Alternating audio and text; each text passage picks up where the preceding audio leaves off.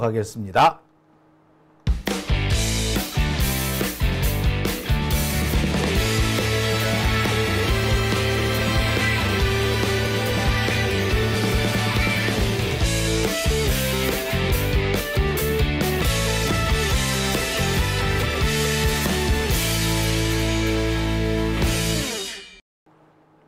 네, 오밤중의 뉴스 함께하고 계십니다.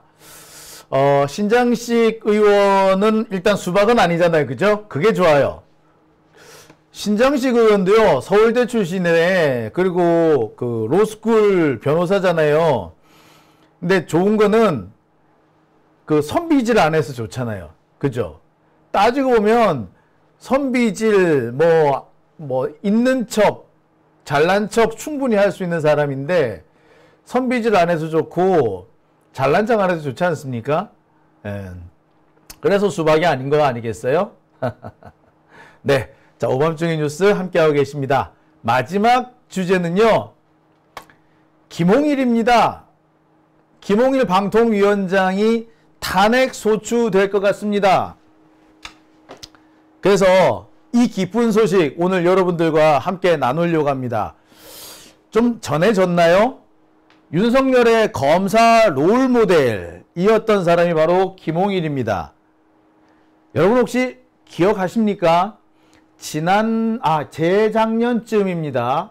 왜 윤석열이 얼굴 시뻘개져가지고 사진 찍었다고 해가지고 한번 난리 난 적 기억하십니까? 왜 지방선거 앞두고 그런 적 있었잖아요. 얼굴 시뻘개가지고 사진 찍은 거. 그때 누구랑 술 마셨느냐? 그거 가지고 되게 말이 많았잖아요. 그때 알려진 바로 같이 마셨던 술자리를 같이 했던 사람이 김홍일이다. 그런 얘기가 있었어요. 아무튼 그만큼 가까운 사람이란 뜻이지. 여하튼 이 김홍일이 이번에 탄핵 소추를 받게 생겼습니다. 탄핵 소추되는 건 이미 기정사실이에요. 헌법재판소가 어떤 결정을 내릴지는 모르겠으나 탄핵 소추가 되는 것은 거의 명백합니다. 탄핵 소추가 되는 그 즉시 직무는 정지됩니다. 방통위원장으로서 역할은 더 이상 못하게 되는 거죠. 방통위원장으로서 역할을 못하게 만들어야 할 이유가 있기 때문에 민주당에서 바로 이 김홍일 방통위원장 탄핵 소추를 추진하고 있습니다. 진작에 했었어야 되고요. 더 늦으면 안 됩니다. 6월 중에 끝을 보겠다고 합니다. 며칠 전 이 국회 과방위 과방위 청문회를 보셨으면 아시겠습니다만 이 김홍일이라는 사람 방송통신에 대해서는 아는 것도 없고 글쎄 소신은 둘째치고 아는 것 자체가 없는 사람이었습니다. 도대체 이 사람이 왜 이 자리를 앉았나 싶을 정도죠. 그저 윤석열이 시키면 시키는 대로 방송 장악을 위해서 그냥 한 자리 더 그냥 차지하고 있는 그것 이외에는 아무런 역할이 없는 사람입니다. 직무유기라고 해도 과언은 아니겠죠? 그래서 탄핵을 당하는 건지도 모르겠습니다. 자, 오늘 제가 준비한 네 번째 소식, 김홍일 방통위원장 탄핵 소추입니다. 오늘 오후에 이 소식이 전해졌습니다. 민주당에서 김홍일 방통위원장을 탄핵하기로 했다는 겁니다. 6월 안에 탄핵 소추안을 처리하기로 했대요. 지금 방통위원회는요, 2명으로 움직이고 있습니다. 원래 방통위는 7명으로 운영이 돼야 되는데 2명밖에 없습니다.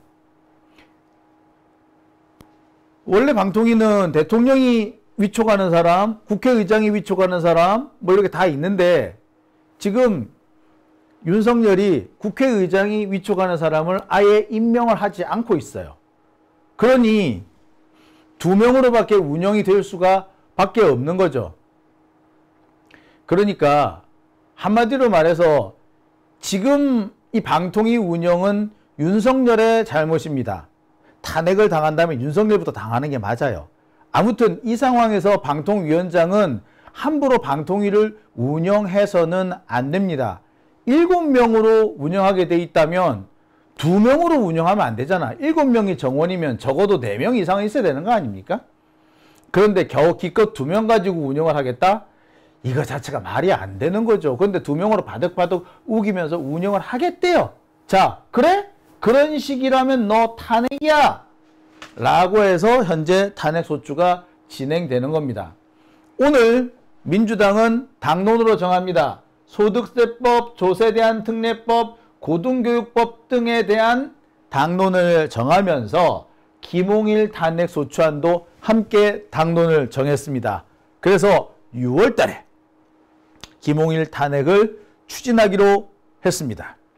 김홍일 탄핵을 추진하기로 했다라는 얘기가 들리자 나도 동참하겠다라고 하는 사람들이 많이 있습니다. 일단 조국혁신당, 사회민주당, 진보당, 그 다음에 기본소득당, 그러니까 야당들은 다 참여하겠다라고 알려왔습니다. 새로운 미래도 참여하겠다고 알려왔다고 해요. 개혁신당 쪽도 참여할 가능성이 매우 높다고 합니다. 아니 자기들이 보기에도 얘네들이 정상은 아니잖아. 그리고 대통령이 국회가 임명하라고 추천한 사람을 임명을 안 하고 쌩까고 있으면 이게 정상입니까? 그러니 당연히 이 방통위를 그대로 둘 수 없는 거는 어쩌면 당연한 건지도 모르겠어요. 그런데 이 상황에서 굳이 2명 가지고 바득바득 방통위를 운영하겠다라고 한다면 야 방통위원장 너 물러나 라고 할 수밖에 없는 거죠. 자,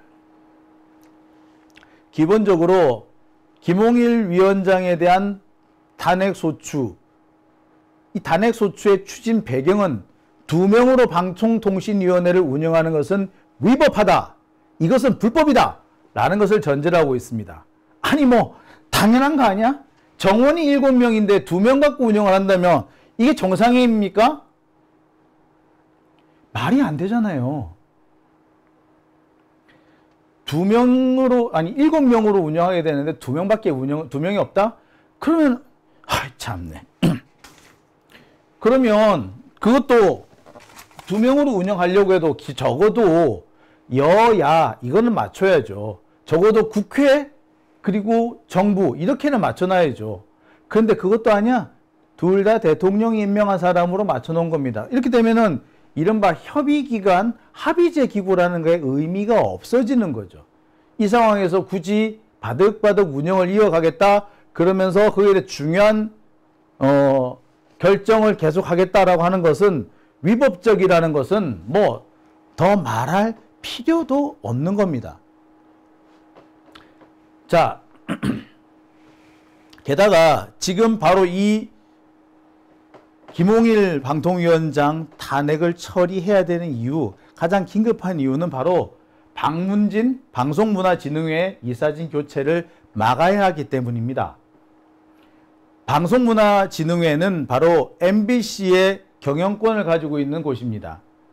방송문화진흥회 이사진 교체 권한을 가지고 있는 것이 바로 방통위원회인데 지금 2명 가지고 그러니까 윤석열이 지명한 방통위원 2명이 박문진 이사진을 바꾸려고 하고 있어요. 그러니까 MBC 이사진을 윤석열 지 마음대로 바꾸고 싶어 한다는 겁니다. 이거 자체가 방송을 윤석열이 지 마음대로 장악하겠다는 것을 의미하죠. 이것을 그대로 허용한다?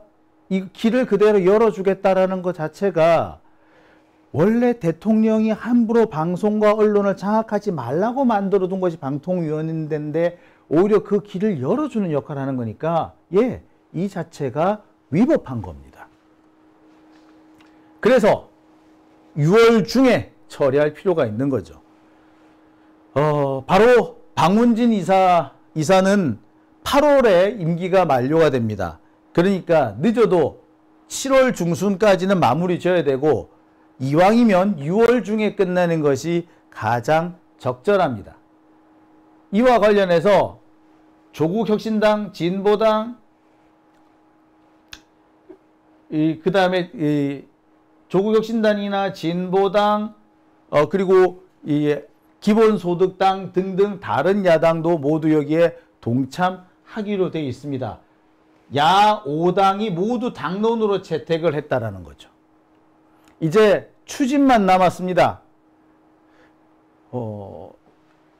탄핵소추안을 접수를 시키면 본회의에서 투표만 하면 되는 겁니다. 지금 본회의는 계속해서 열릴 거예요. 열리면은 본회의 끝에 진행을 하면 됩니다. 탄핵 사유는 모두 5가지입니다. 앞서 말씀드렸듯이 2명이서 운영한다.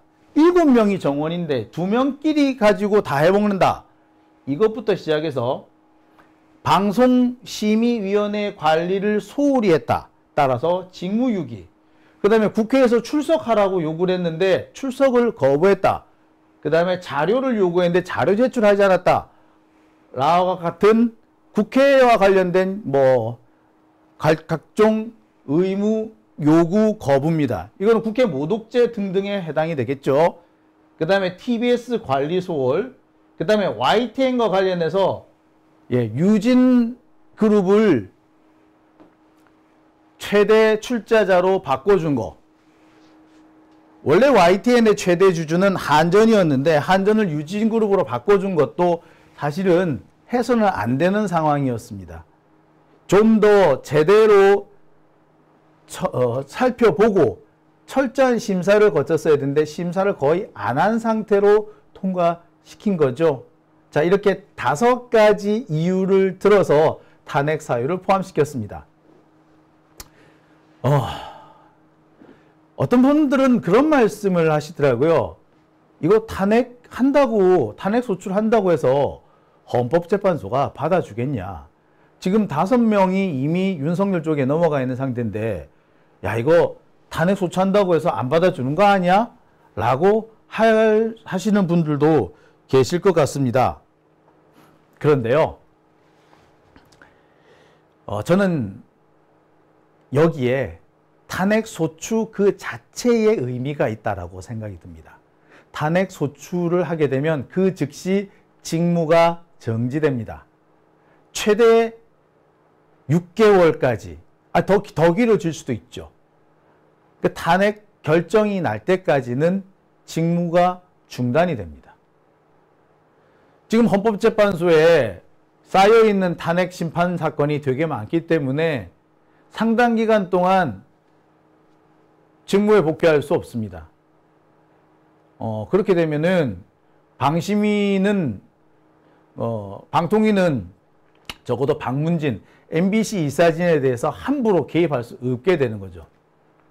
그러면은 우리가 KBS나 YTN은 뺏겼더라도 MBC만큼은 지킬 수 있게 되는 겁니다. 현재 우리가 쓸 수 있는 거의 유일한 카드라고 해도 과언은 아닙니다. 늦으면 늦을수록 힘들어집니다.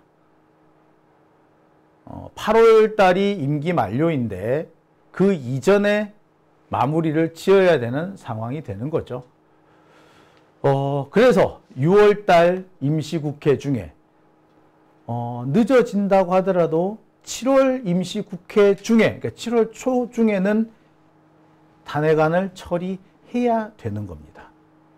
자, 그런데 저는 이 김홍일이라는 사람이 참 양심도 없다라는 생각이 들어요. 자, 김홍일이라는 사람 얼마 전에 이런 책을 낸 적이 있습니다. 권익위원회 위원장일 때 청탁금지법 해설서라는 책을 낸 적이 있어요. 근데 거기에 배우자한테 금품을 주었을 경우에 어떤 문제가 생기느냐라는 내용의 이 대목이 있습니다. 지가 써낸 책이야. 권익위원장일 때 청탁금지법 해설서를 썼는데 거기에 무슨 내용이 있느냐? 배우자가 물품 등, 그러니까 뇌물 등등이나 선물 등등을 받았을 때 어떤 문제가 생기느냐? 청탁금지법으로는 처벌이 안 되지만 다른 법으로는 처벌될 수 있다. 특히 알선 수재에 해당할 수 있다라고 지가 써놨었어. 근데 이 부분에 대해서 이번에는 아무 말도 하지 않고 있죠. 알선 수재 맞습니다. 실제로 부인이 어떤 물건을 받았어. 공직자의 부인이 어떤 선물이나 뭐 금품, 고가의 선물이나 돈을 받았을 때 이것을 알선 수재로 처리한 사례가 제법 있어요.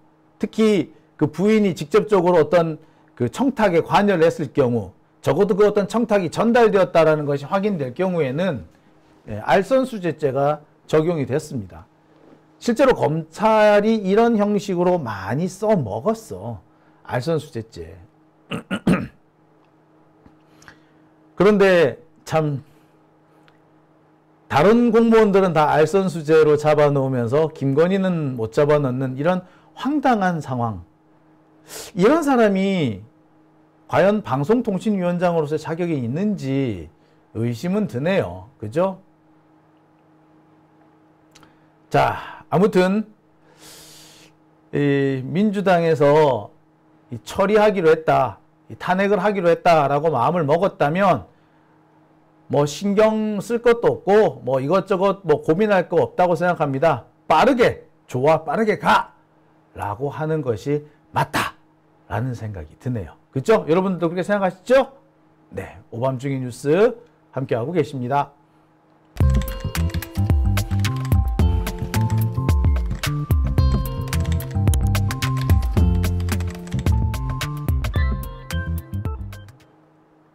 네, 오밤중의 뉴스 함께하고 계십니다.